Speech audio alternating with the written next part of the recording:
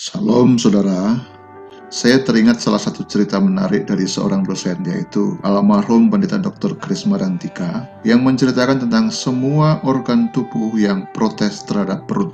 Jadi pada suatu hari, semua organ tubuh, baik tangan, kaki, pinggang, mata, otak, dan jantung, mengadakan rapat. Semua sepakat dalam rapat tersebut untuk protes kepada perut. Semua organ merasa kerja keras, mikir banyak, tetapi yang menikmati semuanya hanya perut. Sebagai langkah eksekusi, maka semua organ sepakat tidak bekerja dan tidak usah mikir, tidak usah memberi makan kepada perut.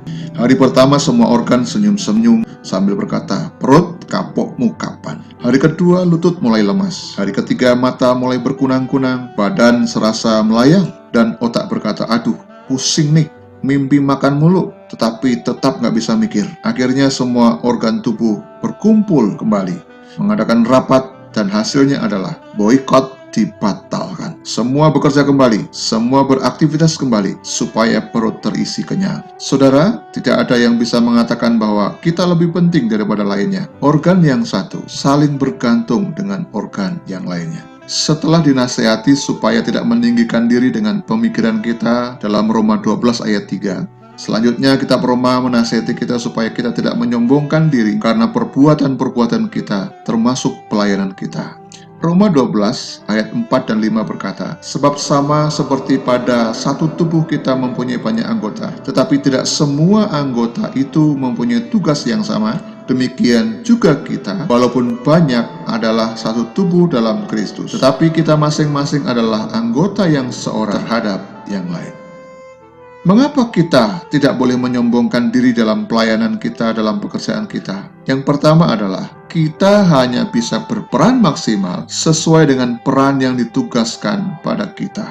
Inti kalimat dalam ayat yang keempat adalah bahwa tidak semua anggota mempunyai tugas yang sama.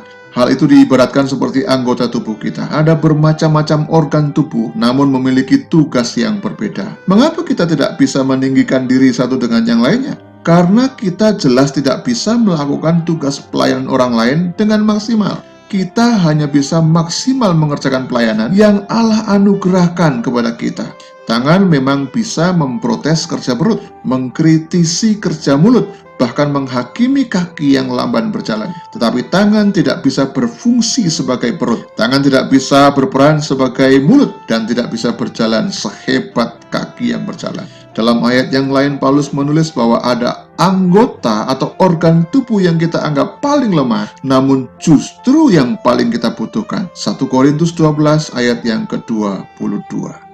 Alasan kedua mengapa kita tidak bisa meninggikan diri dalam pelayanan, karena kita sangat bergantung satu dengan yang lainnya. Ada dua frase yang harus kita pahami di ayat yang kelima ini. Yang pertama adalah, banyak namun satu tubuh dalam Kristus. Kata di dalam Kristus menunjukkan bahwa satu-satunya syarat kita dipersatukan dengan yang lainnya adalah oleh kelahiran baru. Jika kita sudah benar-benar lahir baru, maka kita adalah organ Kristus atau tubuh Kristus. Orang di gereja yang tidak lahir baru bukan organ Kristus, melainkan organisasi atau lembaga yang mengatasnamakan Kristus.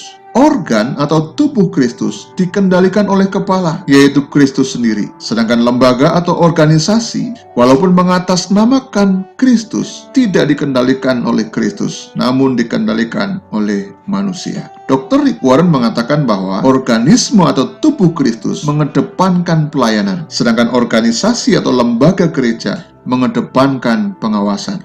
Jadi apakah kita organisme atau organisasi? Kelahiran barulah yang menentukan itu. Jika kita benar-benar lahir baru, maka kita ada di dalam Tuhan dan kita menjadi satu tubuh. Jika kita organ Kristus, maka yang banyak nampak dari hidup kita adalah pelayanan dan bukan pengawasan.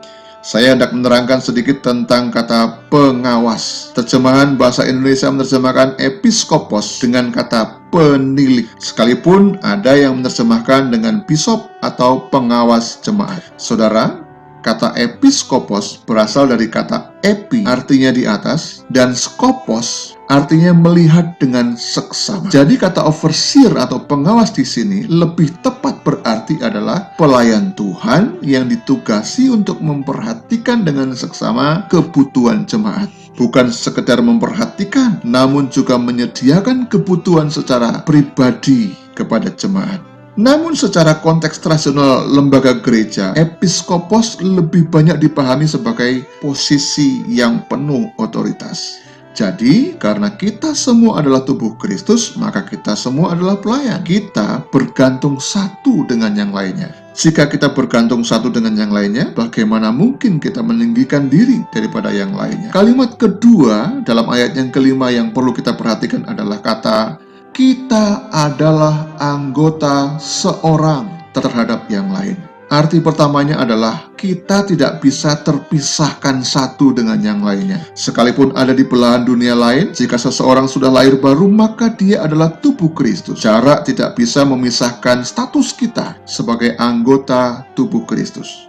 Sekalipun seseorang sangat miskin, menderita dan kekurangan, jika dia sudah lahir baru, maka dia adalah organ Kristus. Status kekayaan tidak bisa menghilangkan fakta bahwa kita adalah satu tubuh. Sekalipun seseorang berbeda pandangan politik, jika dia benar-benar lahir baru, maka dia adalah tubuh Kristus. Tidak ada pandangan politik yang bisa memisahkan kita sebagai tubuh Kristus. Kesimpulannya adalah bahwa kita tidak bisa dipisahkan oleh apapun juga, baik oleh jarak, status kekayaan, apalagi oleh perbedaan politik.